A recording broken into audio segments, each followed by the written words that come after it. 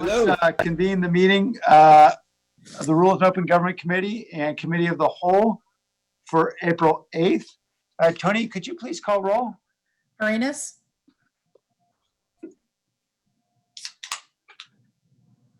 Arenas? Here. Sorry. Davis? Here. Khamis? Here. Jones? Here. Liccardo? Present. Thank you. Okay, welcome everybody. We'll begin on item A1, which is a review of the April 14th agenda, the final agenda. And I know there's some ads here relating to the airport and airlines, concession agreements, and extension of the residential eviction moratorium in consideration of rent freeze. So those are all ads. We'll begin with a review on pages 5 and 6.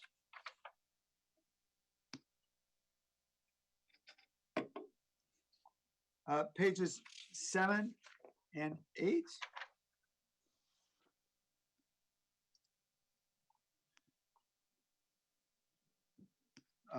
Pages 9 and 10, any changes?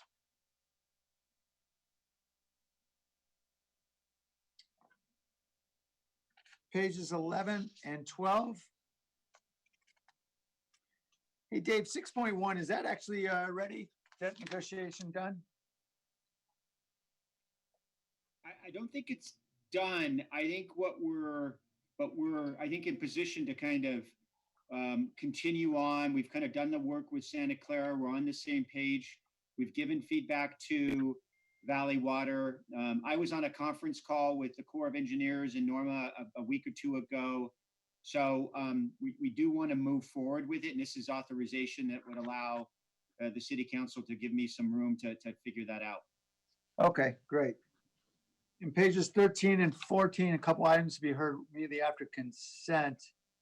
These are changes to tile 20 relating to, looks like tiny homes on wheels and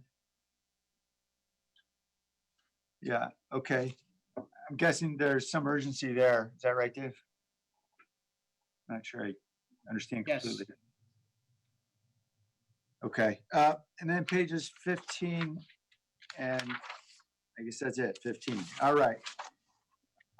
Is there a motion? Motion to approve the agenda for April 14th with a sunshine waiver for an ad sheet with a couple of items on it. Second. Yeah, it's 3 items specifically. Is that right, Vice Mayor? I'm looking it up right now. 1, 2, Yeah. 3. So more than a couple, 3 items. Yes, excellent. Hey, Mayor, if I could, this is Dave. Yeah. And we can take this up at council on item 8X, item C, the task force.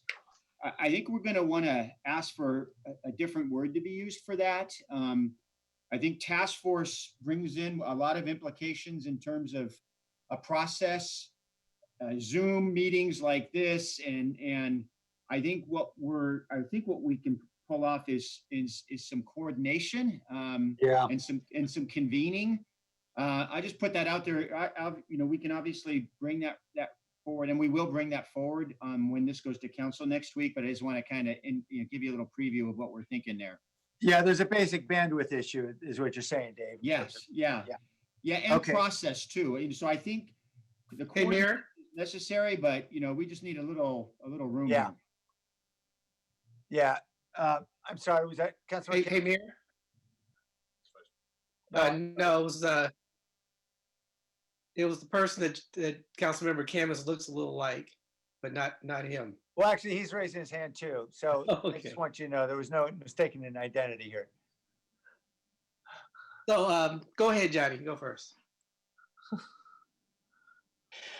Actually, Dave Sykes actually brought up my concern about this task force idea.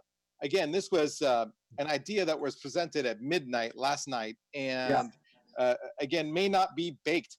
I didn't know if the staff was, our legal staff was even ready to make the freeze. I actually don't know a single landlord who is itching to raise rents anywhere in this city. There's just, regardless whether they're to me, it's just a way to save face that this thing flopped so badly yesterday. Is staff ready to come up with an ordinance on this freeze? I'd say ready. No, well, I think I think we can do some work around this. And I understand what you're saying. Interestingly enough, I got off a call earlier today with all the city managers in the county. I guess other cities are seeing some rent increases significantly. Wow. That's just anecdotal, and I'm just hearing from other city managers. But they were asking me about this very item, and so I think we're willing to do this convening. I think the convening would be better than having that kind of big discussion at a council meeting, and then we can kind of figure some of it out behind the scenes. Councilmember, this is Ed Moran. From Mm-hmm. the discussion last night, as Rick indicated, you haven't approved any of this stuff because you couldn't have approved it yesterday because it wasn't on the agenda. It's going on the 14th for you to approve all three items. There is a possibility that you don't approve any of those items, but as Rick said, it wasn't on the agenda to be approved, so all it was direction to put these three items on the agenda for the 14th for the council to consider whether you want to do any of these three things. Yeah. Right, but I mean, it was implied that you would come up with an ordinance and it would be take effect immediately. The ordinance would not be considered until the 21st. Okay. Yeah, Councilman Khamis, your concerns are well taken. I mean, first, I agree with you that there's probably not a need for freeze, given the fact that most landlords are happy if they're getting any check at all right now. Very true. And I agree with Dave that there's really no bandwidth right now in the building. People are running around at high speed trying to figure out how to distribute food and how to make sure folks are able to apply for unemployment insurance and a lot of other things. So what I would just suggest first, it is just direction of the city attorney to go draft. So no one has to draft anything yet. I think obviously to the extent that anybody in housing or OED has any insights to share about how and whether to implement a freeze, that's something we could talk about. On item C, perhaps we could consider modifying it to read something like discuss convening of stakeholders representing landlords and tenants to explore alternative solutions. It's not obvious to me that the city is going to be the best forum, and it may in fact be outside entities who could be doing this work, bringing people together. I suspect my office will also be directly involved in some way or another. And essentially take some of this work off city staff that just isn't able to focus on that while they're dealing with an emergency. Yeah, that's what I'm getting at. I mean, what I don't want happening at the next meeting is 400 people dialing in, giving us opinions on whether it should be 1 month or 9 months, or I don't want to make sausage at the dais is what I was trying to get at. And I like the idea of convening a body of people that can work together. I think that's what's missing. We need to talk to each other and not pass one another. So I'd appreciate that. Thank you. Okay, Vice Mayor and then Councilmember Davis. Yeah, so along that same thought process, would Dave, would a modification saying that direct the city manager to facilitate a working group comprised of stakeholders? Vice Mayor, the reason why I left city manager out of it was because I think what we wanted is discuss how we convene. Putting the city manager and staff in the middle is exactly what I think is going to be not helpful. Okay, so take the city manager out and just say facilitate a convening of stakeholders and leave it pretty generic. Is that what? How about discuss a convening of stakeholders? So that way then, a convening of stakeholders. right, then we can hear from the council and the public about how best to do that. We all have our ideas and we can figure that out. So I'll modify my motion to reflect that. Thank you, Vice Mayor. Is that all right with the seconder? Yes. Okay, Councilmember Davis?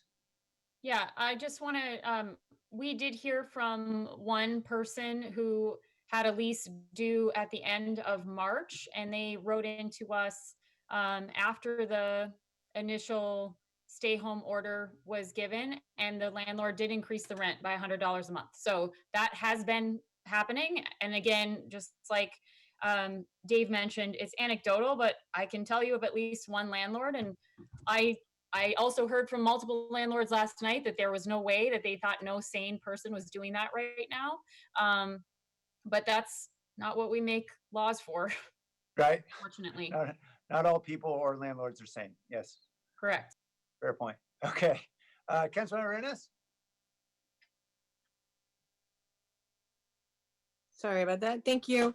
I agree that most of those landlords who are calling in are being very generous and thoughtful with their tenants, but who we didn't hear from are some of the landlords who aren't doing some of those things that Councilmember Davis just pointed out, and that's increasing the rent or even evicting some of these folks from their homes. And I mean, these are landlords who are renting rooms within a house and not necessarily a whole apartment. And so these are all these underground landlords that I would be more concerned about than the landlords that we heard from last night. I agree that a lot of those folks who came to us last night are the ones that are being more diligent with their tenants, but it doesn't mean that there isn't a problem. And it doesn't mean that a lot of our most vulnerable will be squeezed really tightly and taken advantage of if we don't do something about it. Yeah, fair point. Okay, so it is on the agenda. That is the motion, at least. There's a member of the public who'd like to speak with the phone number ending 8794. 8794, welcome. 2 minutes. 2 minutes. Yeah. Hi, this is Blair Beekman calling. Can you hear me? Yes, I'm speaking with. Hi, thank you. You have 3 items on your on the agenda for the 14th. One is about transportation security. A reminder of I hope this doesn't have to be we have to return to an era of 9/11, and we've learned lessons from 9/11 and try to create good open practices still. There's a second item about a lot of pavement work you're going to be doing at this time. Out of curiosity, are you going to be able to create a with the Measure T public oversight, can that be a functional process at this time in the next coming months? People can air out their grievances or whatever is needed with the Measure T oversight. And my third item was about, I can't remember what my third item was. Oh, it's about the North San Jose land development issue, property sale exchange. If it's related to the Measure B future, I just wanted to remind yourselves of your very good practices that you're trying to develop a negotiation and debate or negotiation process with the VTA and the county and the whole county about the issue of Measure B and the North Bay San Jose area. So thank you. Thank you. All right, on the motion, all in One favor? question before we Sorry? vote, Yes, Mayor. Councilor Davis.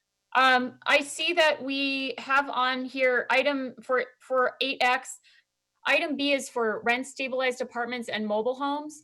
Is that the extent, Ed, of our authority, or could we say? No, because it would be regulating rents, and you're only allowed to have rent control on certain apartments.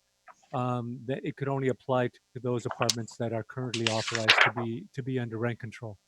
And there are no emergency powers where we can do a rent, just a rent freeze where they can't have rent increases for Right. a specific amount of time during this emergency? Right, because the state hasn't relaxed the Costa-Hawkins provisions of state law yet. Huh. Okay, thank you. Just That's wanted- actually an interesting question. Ed, I know that there is, for example, price gouging ordinance in place during periods of emergency statewide. You're saying we can't do that as a city because of Costa-Hawkins? Right. If it falls under any of the rent control provisions that local jurisdictions are allowed and allowed under the Costa-Hawkins, then we couldn't do it. We'll look at that again to see whether any of the current stuff, but our recollection of looking at the recent stuff didn't seem to include relaxing of Costa-Hawkins with regard to rent control, which is what this would be. Okay. Could I just request that then maybe your team could just take a quick look at San Francisco and LA's ordinance? I know they've Right. got freezes in place. We will be prepared to address it by the Perfect. next meeting. Thank you so much. Thank you. Great question. Okay, so then on that motion, let's vote, Tony. Arenas, Yes. Davis, Yes. Khamis, Yes. Jones, Aye. Ricardo. Aye. Thank you. Okay, thanks, everyone. We'll jump into the review of the April 21st draft agenda, beginning on pages 5 and 6. Are there any changes? Pages 7 and 8.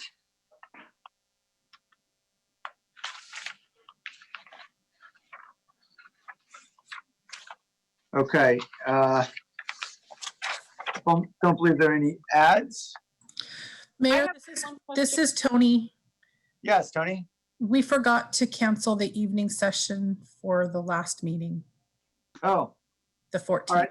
We'll take that up in just a moment. Okay. Let's go forward with the 21st and we'll come back to the 14th. Thanks, Tony. Motion Okay, to approve.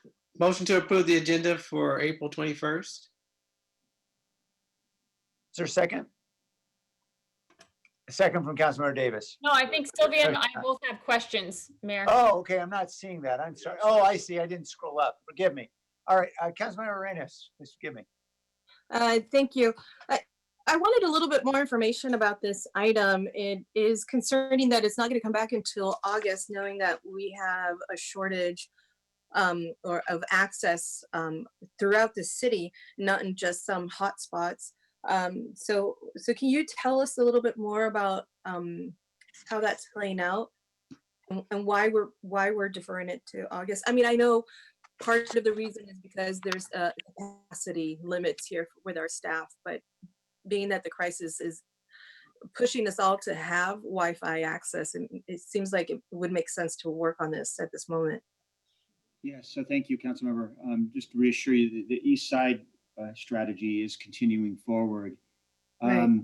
This is a case where actually the entire staff that have been committed to this effort has been redeployed. And that starts with Dolan kind of going down.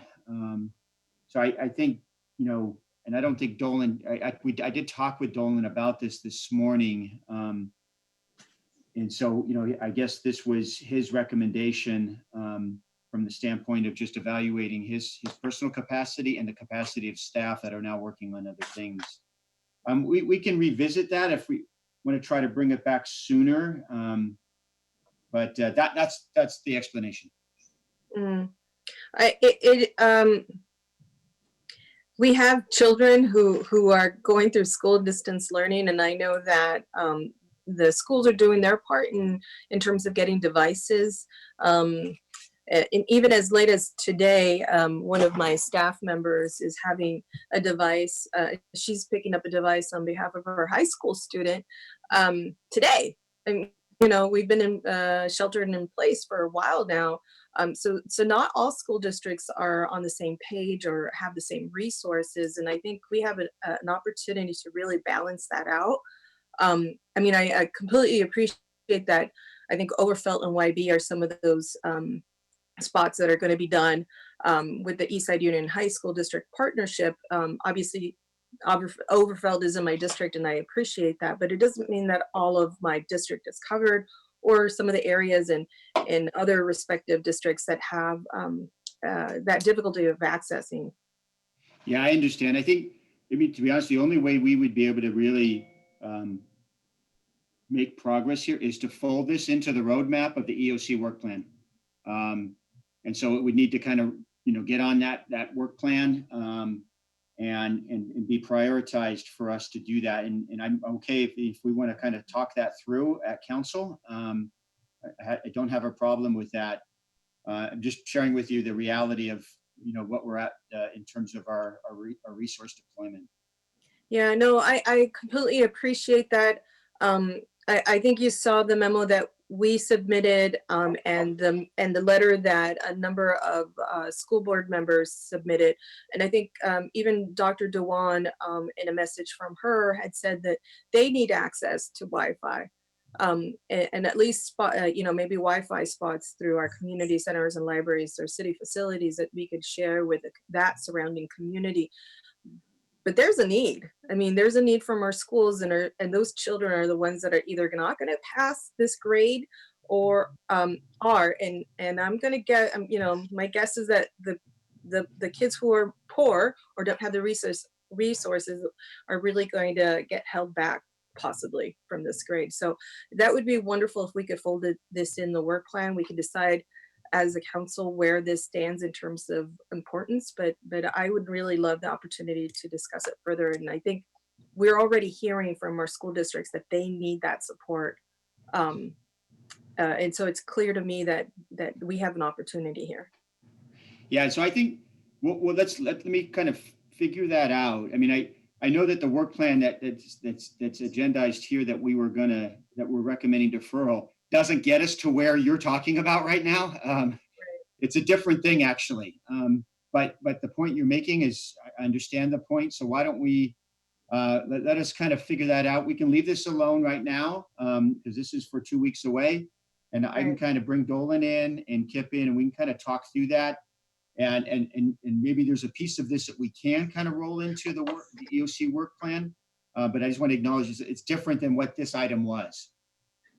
And Dave, yeah, I agree with you. It is different, and maybe what this might be an opportunity. I know there was some question, Dave, about the potential of us looking again at those grants and whether or not we want to recast those to deal with the more urgent situation, the divide that we have now with many kids and many families.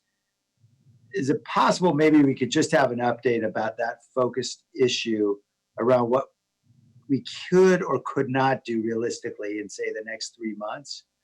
And I think, I think we really have to acknowledge that putting more into the EOC is really problematic right now, because we're looking at what we heard from Councilmember Esparza as a skyrocketing demand for food right now. And EOC is going to be really driving hard to meet that immediate need.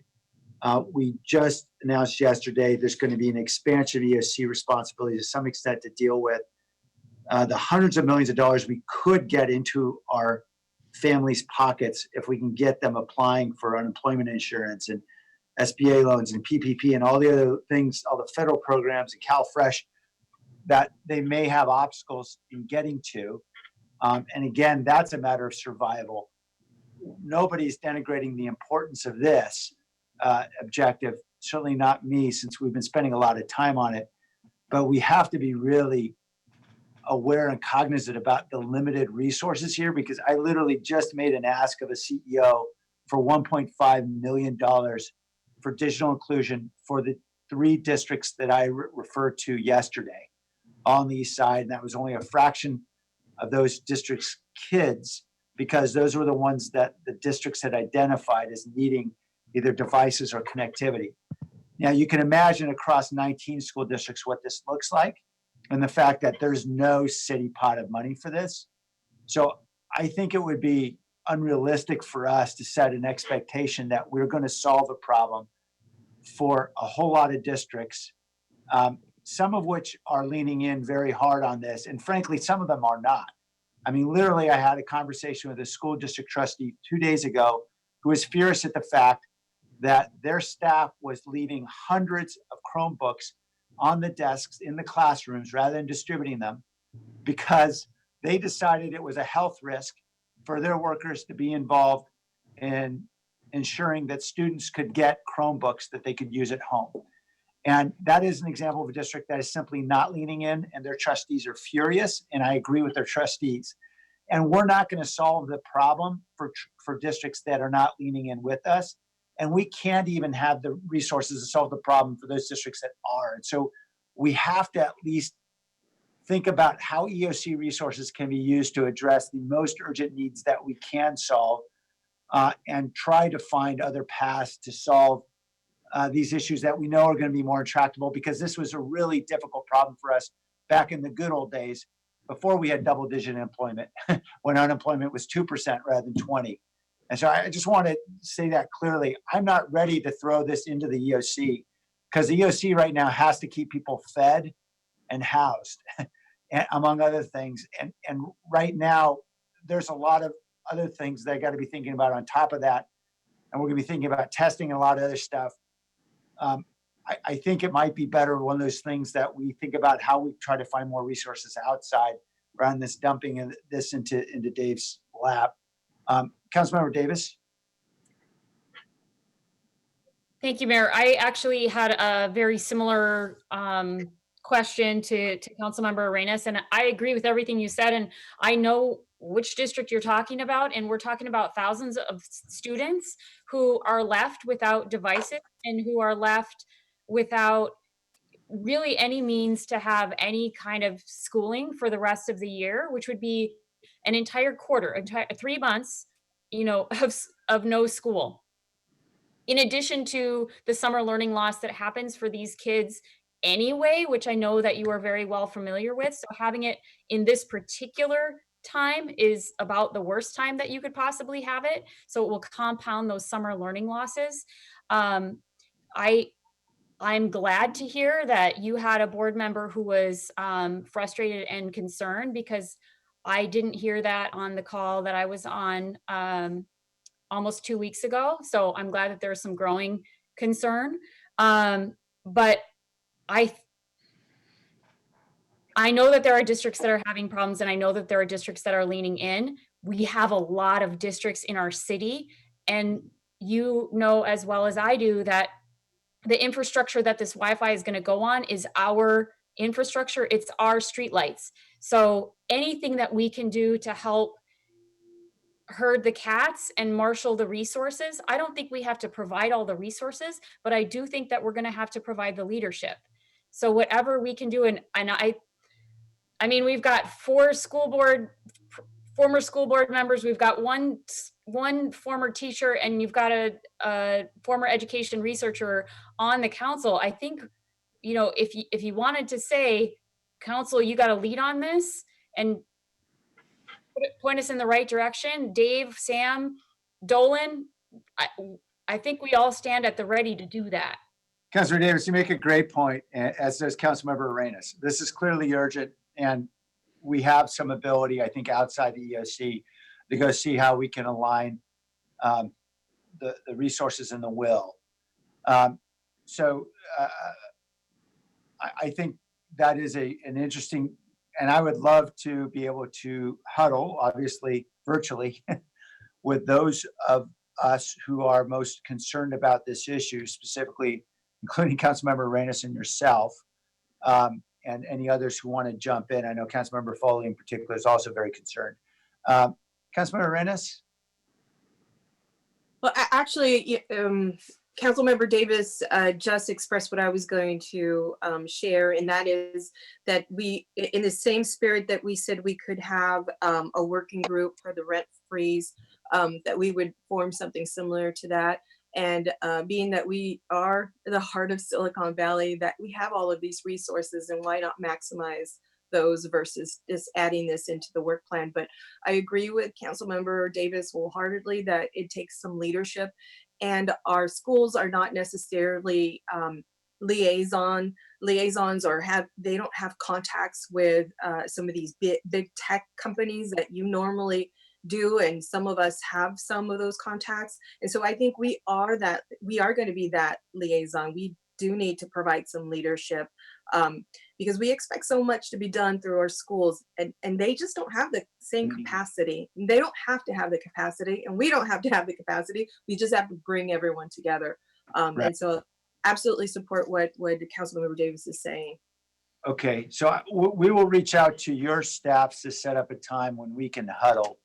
And I know there are other council members who are concerned about this as well. Let me just ask, Ed, is that going to create a Brown Act issue? Do we need to be cognizant of numbers?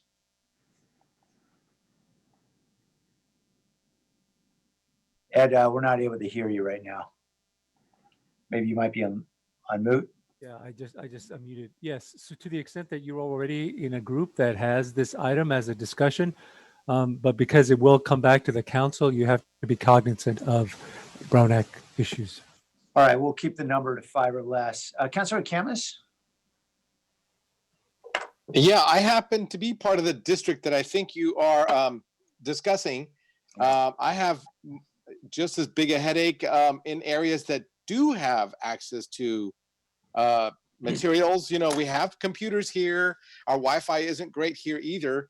And that boggles my mind why Almaden doesn't have Wi-Fi. But in any case, I am very concerned about the same issues. I get emails probably as much or more than many of the people here.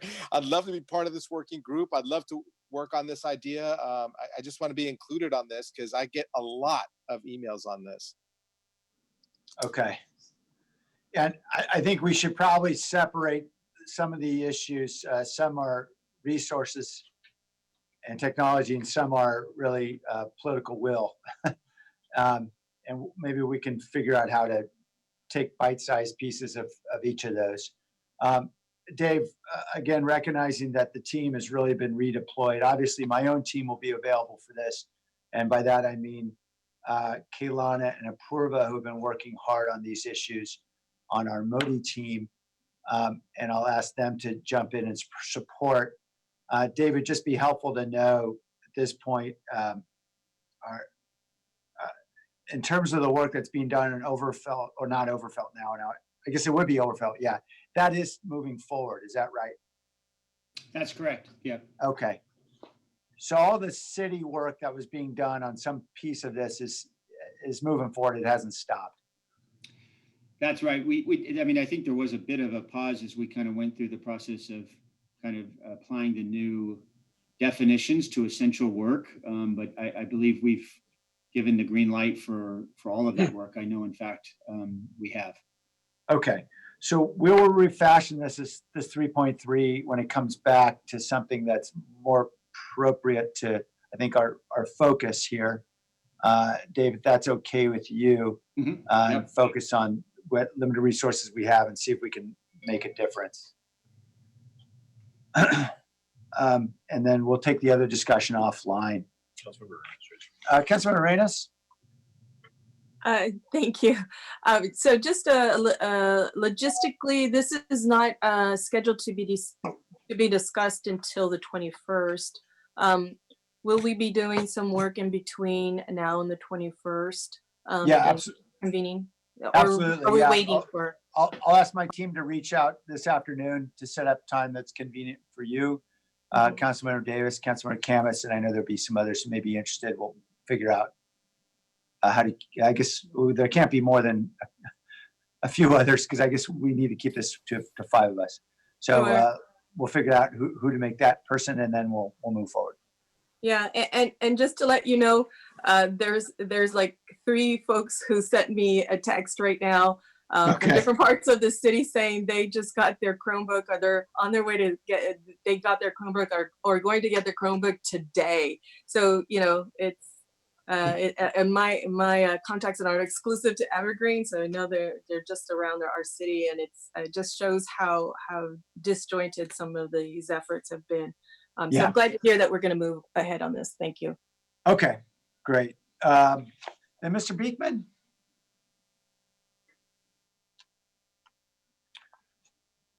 Hello, can you hear me? Yes, we can. Thank you. Can I was wanted to speak on this subject of public record, and I have a speech in 2 parts, and I want to speak the first part here, the second part in public record, if that's okay. We're not on public record yet. I know, but I'm just speaking the first part here of my speech that's about this subject that's related. Okay. So if you can have patience, thank you. To speak to the letters of Verizon in today's public record, to item 2.13 in this week's City Council agenda, that was the order of $300,000 plus in new streetlights, and to respect the many homeless issues you have to balance at this time, I have learned this County of Santa Clara has planned a ban on much local construction and permitting unless deemed an emergency or absolutely necessary at this time. Meanwhile, for better or worse, I tried to state here last week to conclude, for the past month now, the weekly public record is showing permitting and placement of much new surveillance and technology within street light poles. Thank you for this accountability. And I'll conclude at public record. Thank you. Thank you. Thank you, sir. All right then, is there a motion? I'll make the motion, but Sam, I wanted to just briefly chime in. Sure. Like everyone else, I'm concerned as well. I don't have the problem with that school district that's not named, but we have some issues over on the west side that we're trying to address. So I don't have an education background, but I do have a background working for a major carrier, AT&T, and also a hardware manufacturer, Apple. So I have a grounding in both aspects of giving access to those students. So we're trying to leverage that with my relationships with the various companies, as well as I'm assigning someone from my staff to run point on trying to get those devices as well as the access into our community. So I don't need to be in a Brown Act with anyone, but I just want to let you know what's going on in District 1. Yeah, thanks. So Thanks I'd for like to the, make a motion to accept the, actually, didn't I already make a motion to accept yeah, the? you might have already. Yeah, I already made the motion to Yes. accept the agenda, I Yes. think. Okay. All Yes, right. you did. Thank you, thank So you, you Vice can vote. Mayor. I just, want to make sure you're on top of it. All right, Well, thank you. Vice Mayor, appreciate the lifting you're doing as well. Obviously helpful to have somebody who's close to tech to help us. And we'll have to sort this out. I know a lot of council members would like to be involved in some way, and I don't want to exclude by virtue of this working group. So we'll try to figure out a way to do this legally. Okay. All right. On the motion, Tony? Arenas, Yes. Davis, Yes. Khamis, Yes. Jones, Aye. Ricardo. Aye. Thank you. So before we move on to the other items, I know that there was some frustration expressed by Councilmember Khamis last night, I think that many shared, which is that this creation of the emergency order has created essentially a floodgate for a lot of proposals to race in front of the council with no notice whatsoever to staff. Staff is incredibly thin right now and can't be spending 11 hours with us in a council meeting when they've got to be dealing with emergency operations right now. And this is not helping the organization respond to its most critical needs, particularly when proposals are brought before us that, frankly, if we had the standard process in place, they would have been deemed to be illegal and they wouldn't have moved forward. So I think that we need to think carefully. Obviously, we wanted to create a mechanism for proposals to get to council if they involve urgent matters relating to the coronavirus crisis that we face. Not all the proposals that relate to coronavirus crisis, though they may be important, they may not be urgent. In other words, they may be very important, but they may be important a month from now or 3 months from now and not this week.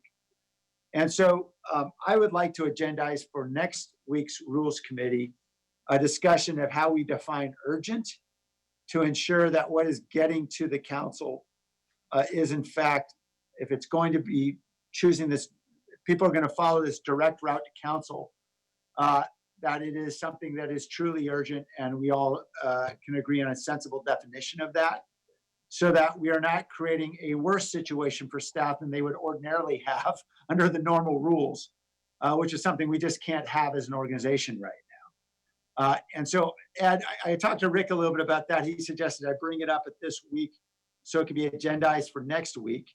Does that require a motion, Ed? Yes, the Rules Committee needs to take an action to put it on for next week's Rules Committee. Okay. Councilman Khamis? Yes, in fact, my staff is actually drawing up a memo on just this topic. To actually maybe even roll back the sunshine waiver ordinance. I know it was well intentioned, but that's what my staff was drawing up as we speak. So I'm definitely in favor of discussing this next Rules Committee meeting, and I'll make a motion to do just that.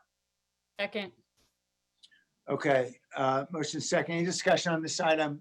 Councilmember Renz? Thank you, Mayor. I think there's two things that are converging here. And one is the need to respond to our own respective residents within our districts, and based on some of the concerns that we've been hearing, and acting on some of that. And I think the council, and I said this yesterday during my request for my memo to be considered, although I realized that it was during a report and didn't have any action behind it. But I think there's a want or a need to have a role as council members, because we do know our council districts the best. And I think I agree that we should distinguish between what is urgent and important, but I also think that we need to utilize the council offices in different areas. And so say for vice mayor, that would be maybe in the tech arena, or my area, and maybe Councilmember Davis's area would be more in education. Or I just think that we would be more useful if we had really a defined role, because our COVID-19 updates take 3 hours. Because we have all kinds of suggestions or recommendations, or because there isn't really a role for council members, and we're all just dealing with our own thing within our own districts. And I just think that we could maximize our efforts across the board by having some defined role for all of us. So I wanted to see if you would consider that, as well as not only just discussing the difference between urgent and important, but also utilizing council members to be part of some of the tasks. And I think you'll find that we won't make so many recommendations with the COVID-19 updates. If we knew what was happening, we were part of making some of those recommendations already before they even came to us, or shaping some of that work. Well, Councilmember Reynolds, your points are well taken, and I own the fact that I don't think we have leveraged the capacity, the abilities, and the community knowledge of our council offices enough, and I own that. And that is one of the reasons why I've been urgently pushing forward on seeing how we can, whether it's in collaboration with the county or we try to stand up something ourselves, really get all the council offices deeply engaged in making sure we are getting information out to our residents about how they can participate in federal and state programs. They'll get money in their pockets and food on their tables. And it seems to me, I am hopeful in the next 48 hours, we're going to get some traction around that concept that will get people pretty deeply engaged quickly, because that is a pretty core competency that all of our offices have with our connection to the community. And I also, take ownership that, as we think about, for example, the issue we just discussed relating to schools and digital inclusion, that there are, again, things that we could do as community leaders that could help.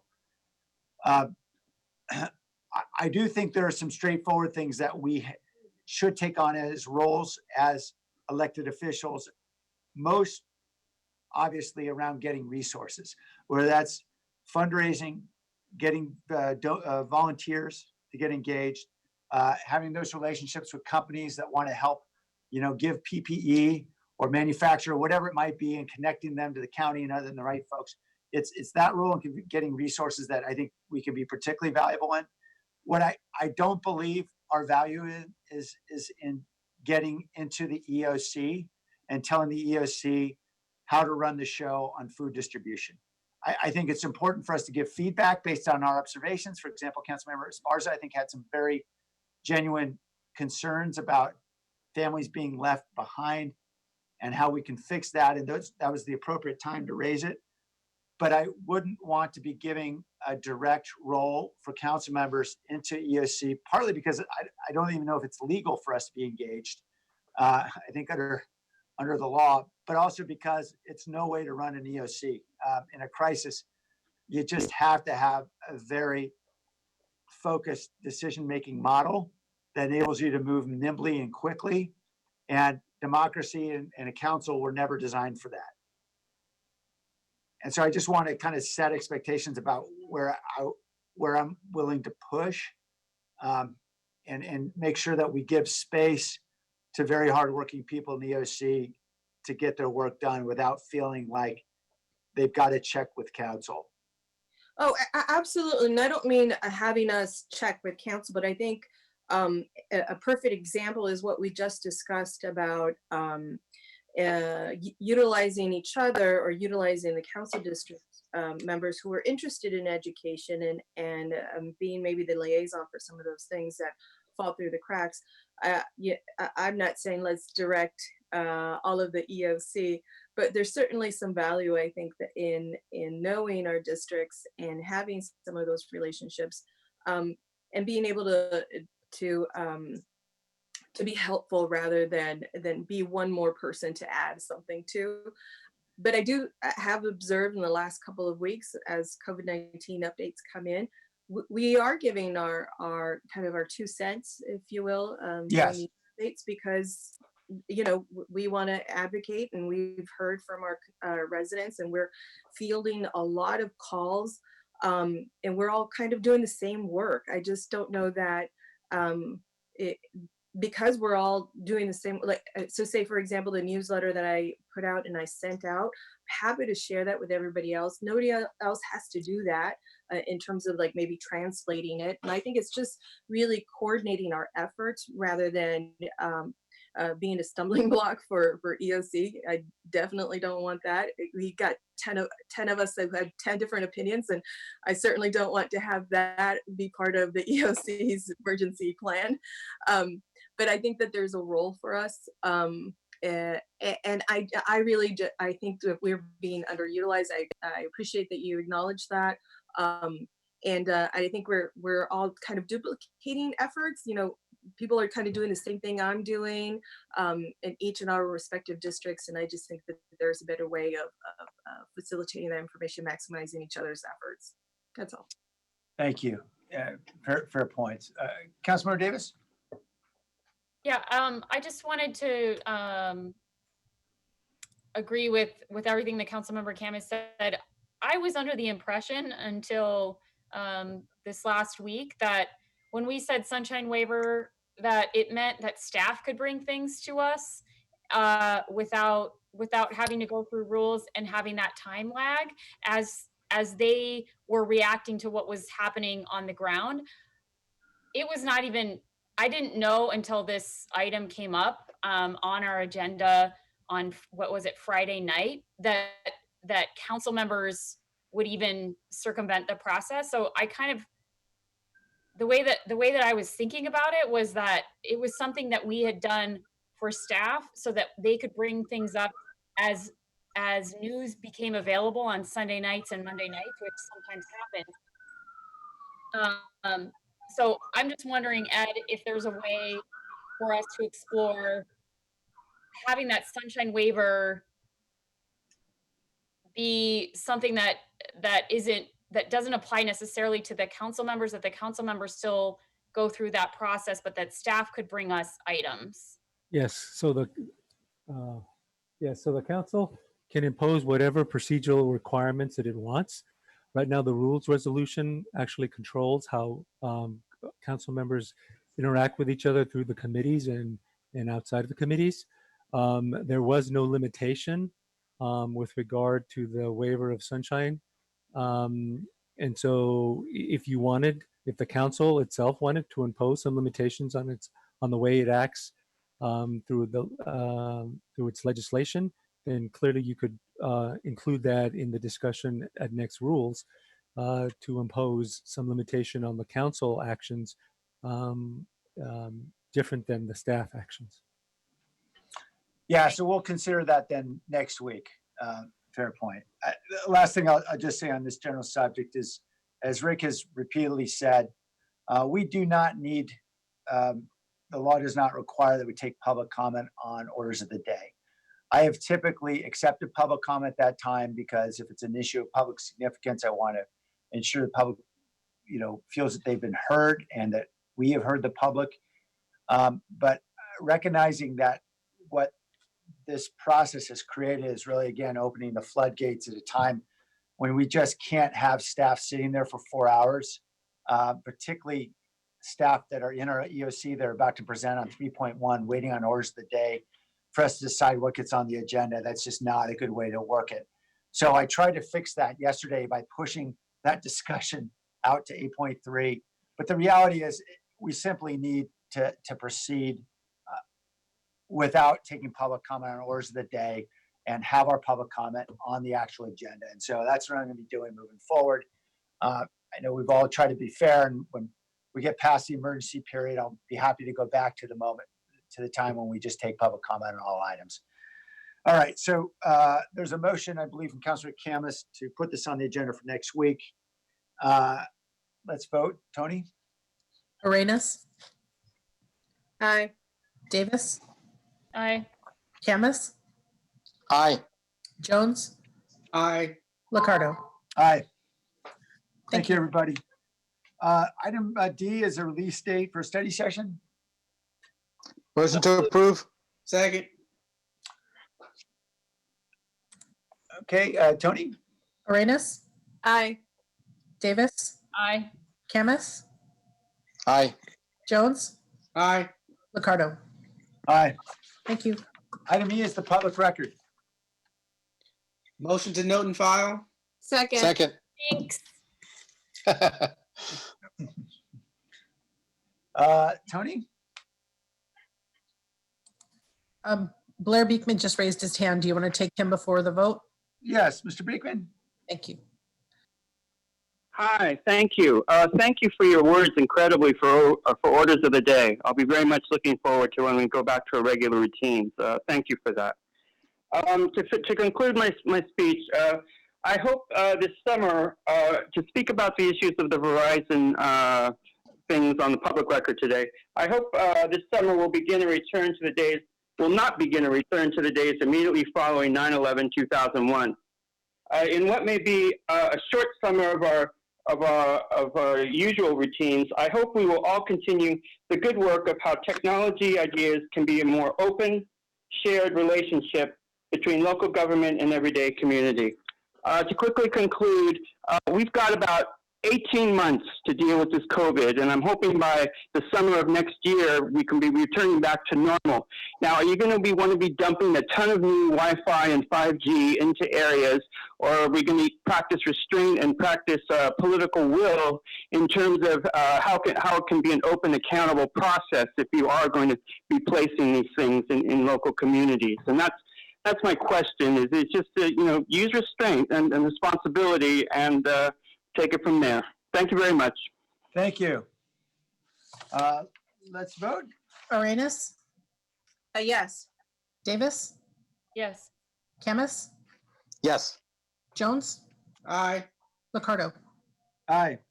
Okay, we're on to open forum. Any members of the community like to speak? Mr. Beekman? Hello? Hi. Yes, this is Blair. I'm on. Yes, you are, sir. Thank you. To again offer, I feel my first